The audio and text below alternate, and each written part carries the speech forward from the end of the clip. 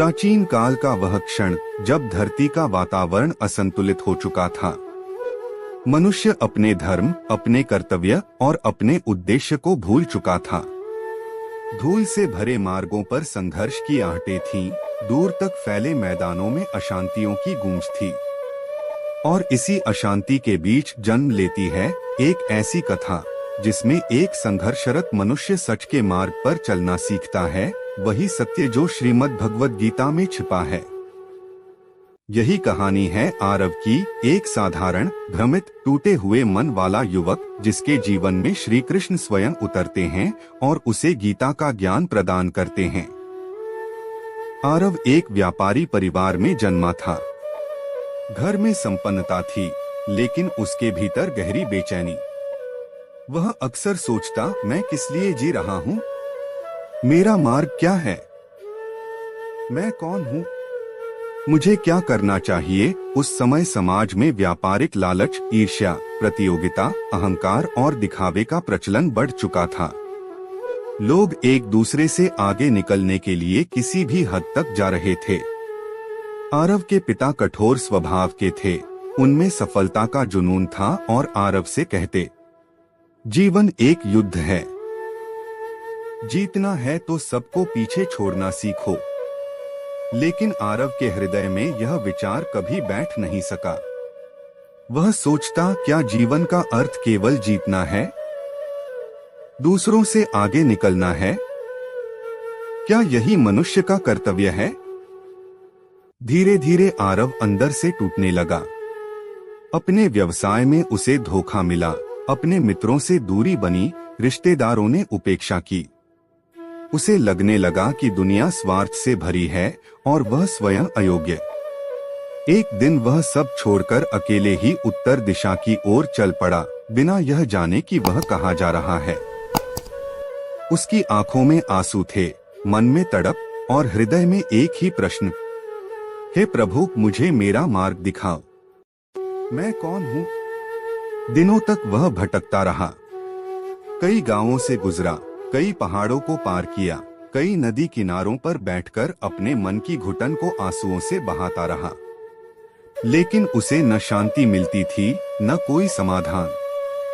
वह खुद को और भी अकेला महसूस करने लगा था। एक रात वह घने जंगल से होकर गुजर रहा था। आकाश में घनघोर बादल थे, बिजली चमक रही थी और हवा में भय का कंपन। अचानक वह एक विशाल वटवृक्ष के पास पहुंचा। शाखाएं बहुत चौड़ी थीं, जैसे किसी को अपने भीतर समेटने के लिए फैली हों। तेज वर्षा होने लगी, इसलिए आरव उसी वृक्ष के नीचे बैठ गया। वह थक चुका था। उसकी आंखें धीरे धीरे बंद होने लगी। तभी एक क्षण में प्रकाश फैल गया, हल्का, चमकीला, शांत, शीतल प्रकाश, जैसे कोई सूर्य स्वयं धरती पर उतर आया हो। आरव ने आंखें खोलीं और देखा। उसके सामने एक दिव्य व्यक्तित्व खड़ा था। नील वर्ण, कमल जैसी आंखें, पीतांबर धारण किए हुए, मोरपंख मुकुट से सज्जित। उनके हाथों में बांसुरी थी और चेहरे पर अत्यंत सौम्य मुस्कान। आरव कांप उठा। प्रभु, क्या यह सच है? क्या यह मेरी कल्पना है? भगवान कृष्ण मुस्कुराए। जब कोई मनुष्य सच्चे हृदय से मार्ग मांगता है तो मार्ग स्वयं उसके सामने प्रकट हो जाता है। तुम भटके नहीं हो, तुम अपने सत्य की ओर बढ़े हो। आरव की आंखों से आंसू बहने लगे। प्रभु, मैं टूट चुका हूँ। लोग कहते हैं मैं असफल हूँ, कमजोर हूँ, किसी काम का नहीं।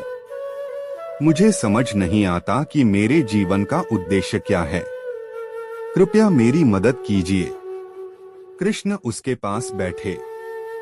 आरव, तुम्हारी समस्या बाहरी दुनिया नहीं, तुम्हारा स्वयं का मन है। जिस दिन तुम अपने मन पर विजय पालोगे, उस दिन संसार पर विजय तुम्हें स्वयं प्राप्त हो जाएगी। आरव ने सिर उठाया। लेकिन प्रभु, मन पर विजय कैसे मिले? यह तो कभी शांत ही नहीं होता। कृष्ण बोले, यही तो गीता का पहला उपदेश है, मनुष्य अपने मन का मालिक बने, मन का दास नहीं।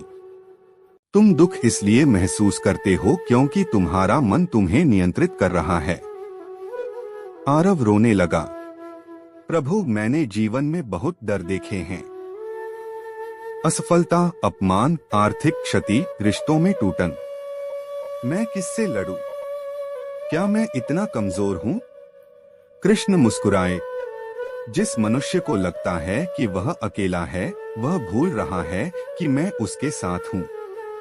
तुम अपने डर से नहीं, अपने भ्रम से लड़ रहे हो। भय का न अस्तित्व है, न शक्ति, वह केवल तुम्हारे मन की कल्पना है। कहते कहते उन्होंने अपना हाथ आरव के सिर पर रखा। आरव को लगा जैसे उसके हृदय का बोझ हल्का हो गया। वर्षा थमने लगी, हवाएं शांत होने लगी। वातावरण में एक अनोखी सुखद गंध फैल गई। कृष्ण बोले, अब सुनो आरव, तुम्हारे जीवन का युद्ध कुरुक्षेत्र जैसा ही है। वहां अर्जुन भ्रमित था, यहाँ तुम हो। वहां भी मोह, भय, असमंजस और कर्तव्य का सवाल था। तुम्हारे भीतर भी वही प्रश्न है। जो उत्तर मैंने अर्जुन को दिए थे, वही उत्तर आज तुम्हें देता हूं। आरव ध्यान से सुनने लगा। पहला उपदेश, धर्म। धर्म का अर्थ केवल पूजा या नियम नहीं, धर्म का अर्थ है सही काम सही समय पर करना। तुम्हारा धर्म दूसरों से जीतना नहीं, बल्कि अपने सत्य के अनुसार चलना है। दूसरा उपदेश, कर्तव्य। कर्म करो, लेकिन फल की चिंता मत करो। जो अपने कर्तव्य से भागता है, वह सदा दुख में डूबा रहता है। तुम्हारा कर्तव्य है अपना श्रेष्ठ प्रयास करना, चाहे दुनिया तुम्हारी सराहना करे या न करे। आरव बोला, लेकिन प्रभु, लोग मुझे नीचा दिखाते हैं, मुझे कमजोर समझते हैं। कृष्ण हंस पड़े। आरव, लोग उस पेड़ पर पत्थर मारते हैं जिस पर फल लगे हों। जिस दिन तुम अपनी कीमत समझ जाओगे, दुनिया की आवाज तुम्हें छोटी नहीं लगेगी। आरव चुप हो गया। कृष्ण आगे बोले, तीसरा उपदेश, अहंकार छोड़ो। जिस दिन मनुष्य यह मान लेता है कि सब कुछ वही कर रहा है, उसी दिन उसका पतन शुरू हो जाता है। समझ लो, तुम कर्म कर रहे हो, लेकिन परिणाम मैं तय करता हूँ। जब तुम मुझे अपने कर्म सौंप दोगे, तब जीवन सरल हो जाएगा। आरव को पहली बार लगा कि कोई उसकी हर पीड़ा, हर उलझन को समझ रहा है। वह धीरे धीरे शांत होता गया। कृष्ण ने आगे कहा, चौथा उपदेश, संतुलन। अति किसी चीज की अच्छी नहीं। न अत्यधिक इच्छा, न अत्यधिक क्रोध, न अत्यधिक दुख, न अत्यधिक आनंद। जीवन में संतुलन ही शांति का मार्ग है। पांचवा उपदेश, आत्मज्ञान।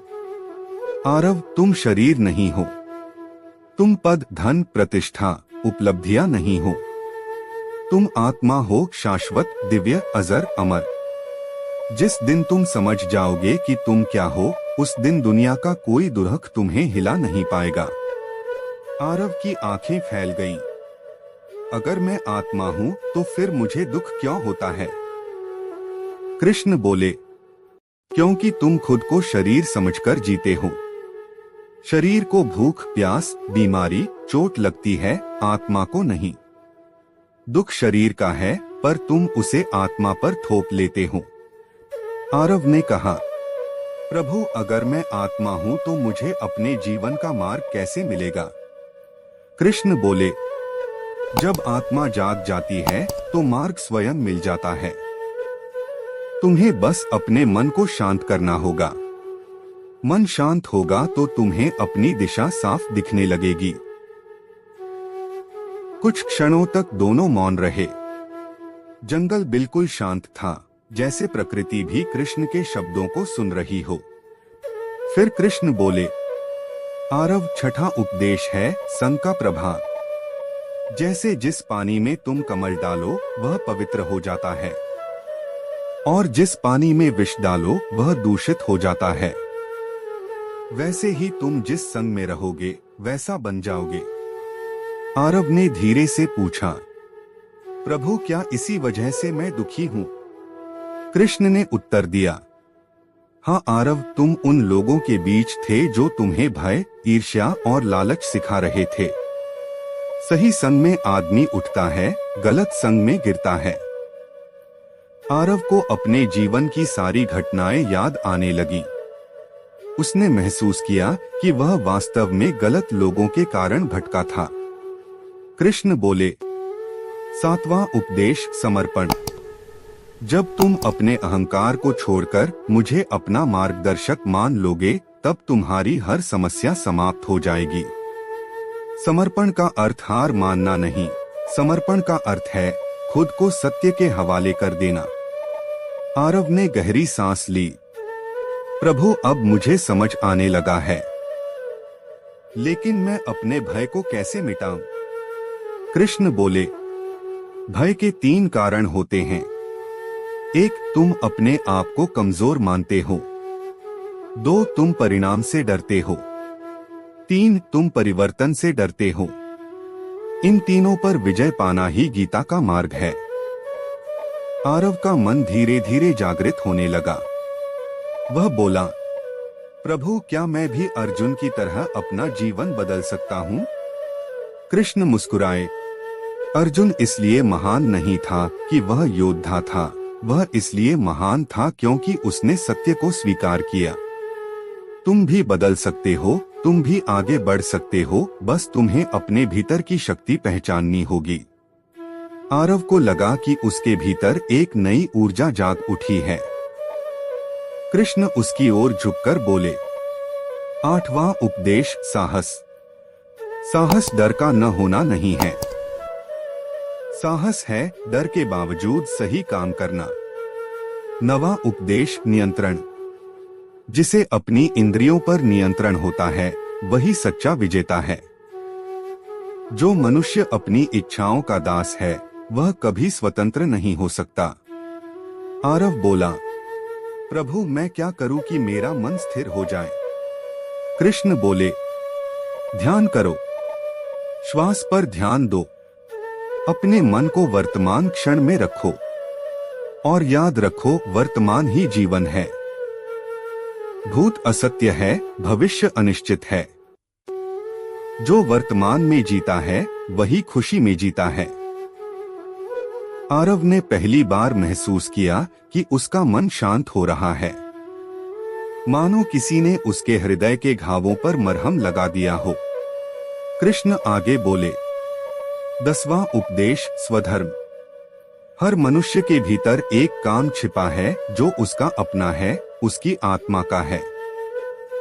जब तुम वही काम करते हो जिसके लिए तुम जन्मे हो, तब तुम्हारा जीवन सफल हो जाता है। आरव ने पूछा, प्रभु मैं कैसे जानूं कि मेरा स्वधर्म क्या है? कृष्ण बोले, जिस काम में तुम्हारा हृदय शांति महसूस करे, वही तुम्हारा धर्म है। जिस काम में तुम समय भूल जाओ, वही तुम्हारी आत्मा का मार्ग है। जिस काम में तुम बिना फल की चिंता के लग जाओ, वही तुम्हारा कर्तव्य है। आरव के भीतर की सारी उलझनें खुलती जा रही थीं। कृष्ण बोले, अब मैं तुम्हें अंतिम और सबसे महत्वपूर्ण बात बताता हूँ। गीता का सार, कर्म करो लेकिन अपनी पहचान मुझ में रखो। फल की चिंता छोड़ो, मैं परिणाम दूंगा। अपना मन जीत लो, पूरा संसार तुम्हारे चरणों में होगा। और किसी भी परिस्थिति में सत्य, संयम और समर्पण मत छोड़ना। आरव की आंखों से आंसू बहने लगे। प्रभु मैं बदल गया हूँ। मैं अब वही व्यक्ति नहीं जो जंगल में आया था। कृष्ण ने उसके सिर पर हाथ रखा। अब जाओ आरव, अब तुम्हें दुनिया नहीं डराएगी। अब तुम अपने भाग्य के निर्माता हो। मैं सदा तुम्हारे साथ हूँ। जैसे ही कृष्ण ने यह कहा, प्रकाश धीरे धीरे विलीन होने लगा। आरव ने हाथ बढ़ाकर कहा, प्रभु कृपया मत जाइए। कृष्ण मुस्कुराए, मैं कहीं नहीं जा रहा। मैं तो तुम्हारे भीतर हूँ। प्रकाश समाप्त हो गया और वातावरण फिर से शांत हो गया। लेकिन आरव बदल चुका था, उसका मन स्थिर, उसकी सोच स्पष्ट, उसका हृदय शांत। वह उठकर खड़ा हुआ और उस दिशा में चल पड़ा जहां से आया था। लेकिन इस बार वह अकेला नहीं था, क्योंकि अब उसके साथ गीता का उपदेश था, कृष्ण का मार्गदर्शन था और भीतर एक अटूट विश्वास, जो भी होगा अच्छा होगा, क्योंकि प्रभु मेरे साथ हैं। प्रिय बंधु, आशा करता हूँ आपको यह वीडियो पसंद आई होगी। ऐसी ही और ज्ञानवर्धक वीडियो देखने के लिए गोपाल गीता दर्शन चैनल को सब्सक्राइब कर लें और वीडियो को लाइक और कमेंट में राधे राधे लिखना न भूले। धन्यवाद। राधे राधे। जय श्री कृष्णा।